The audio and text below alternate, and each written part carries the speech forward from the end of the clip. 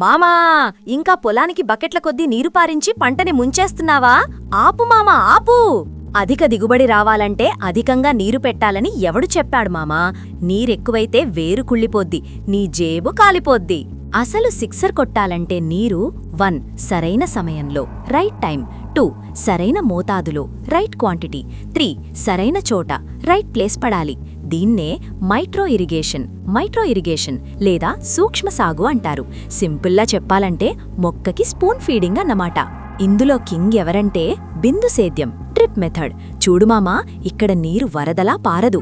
పైపుల ద్వారా ప్రెషర్తో వచ్చి డ్రిప్పర్ల ద్వారా బొట్లు బొట్లుగా డ్రాప్ బై డ్రాప్ నేరుగా మొక్క వేరు దగ్గరే పడుతుంది. గంటకెంత? కేవలం 1 నుండి 12 లీటర్లు మాత్రమే. నీరు వేస్ట్ అవ్వదు, కలుపు మొక్కల గొడవ ఉండదు. దీనివల్ల నీటి వినియోగ సామర్థ్యం, వాటర్ ఎఫిషియన్సీ ఆకాశాన్ని తాకుతుంది. తక్కువ నీరు, తక్కువ కరెంట్, కానీ దిగుబడి మాత్రం బంపర్. సో మామా, ఇప్పుడైనా స్మార్ట్గా మారు. బిందు సేద్యం బాటపట్టు.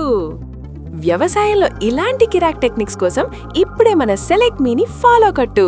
జై కిసాన్.